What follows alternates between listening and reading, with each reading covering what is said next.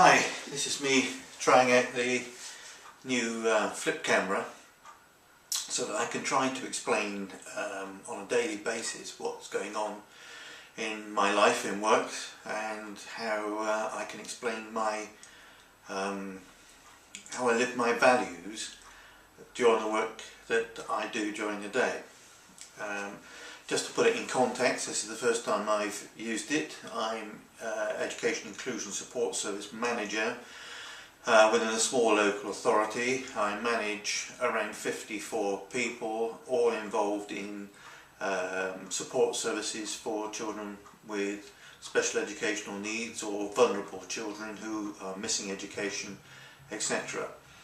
Part of what I'm trying to research is the influence that I have on the well-being and education attainment of children and young people, particularly vulnerable children and young people, as a manager. And as a manager, I'm about 5 times removed from those children and young people. So between a young person and myself in school would be a teacher, and then one of my team would go in, which is say an educational psychologist or a learning support teacher. They would then report to their manager, and their manager then reports to myself. So 4 or 5 times removed from the young person. So the question then comes about as to how do I, as a manager, actually influence what's going on in that young person's life. Certainly as a manager I can do budgets, recruitment, retention, all those sorts of things, but that's not why I came into the job in some ways. Even as a manager, I felt that being a manager would give me broader influence over young people, so I could do more strategic things, and by doing those strategic things I'd have a bigger influence on the lives of young people. My passion is really around helping youngsters who are vulnerable to education failure. I know from personal experience, and I'll describe that again at some point, that education is so vital for young people who need to pull themselves out of a poverty trap, out of a cycle of criminality, or need to move on in life in some ways. Without education, they don't have the choices that other young people would have. At the same time, I know the education system in this country is not always suited to youngsters who are vulnerable to educational failure. In many ways that focuses on youngsters who have social problems or behavioural problems, rather than some youngsters who have severe special educational needs, where a lot of funding is putting into meeting their needs, a lot of expertise, and they generally do well.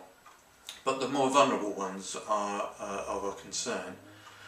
Balancing that up with my concern for all children within the education system, and not looking at just putting everything into vulnerable groups of youngsters or individuals, certainly in terms of resources, because in some ways that means taking resources away from other youngsters.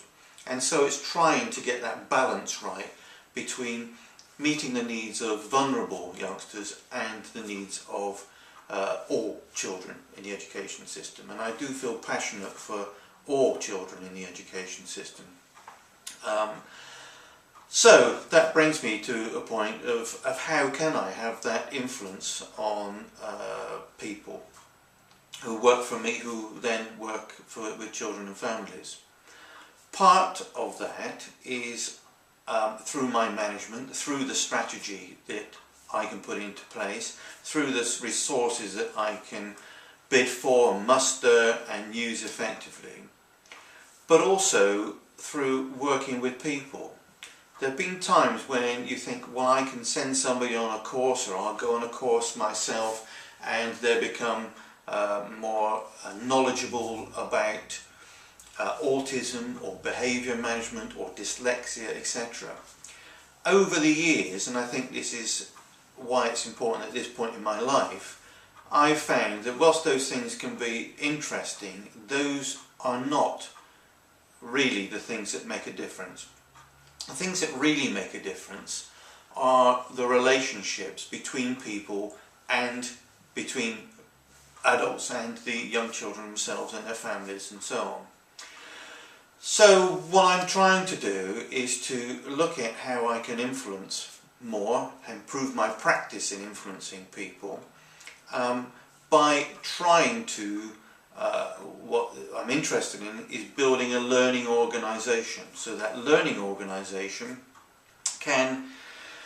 people can learn about how they can improve their practice, and they can learn how to get into those habits of learning, so it becomes part of the organisation, becomes part of the systems we use, part of the raison d'etre of the service, and so that can be sustained, because part of it is about sustainability. And it's actually quite cheap in these days of austerity. So what I've been looking at is how do I develop a learning organisation. So in doing that, I could be doing it through a sort of work program of saying, right, you know, I need you to all sit down and do this and fill this chart out, etc. The focus for me has been, through knowing Jack Whitehead and the people that are into living theory action research, is to do some action research, but in a living theory way, which concentrates on me and my practice and what I do and the values that I hold and how I can bring those values to bear in working with other people, and hence research into my own practice and improve my own practice. So that's where I'm coming from in that way. We've started to make a go of this. Lots of people are on board for it. It's taken me a bit of time to understand how to do this in a learning theory sort of way, but that's all part and parcel of where I'm at the moment. So that's what I'm trying to do. Okay?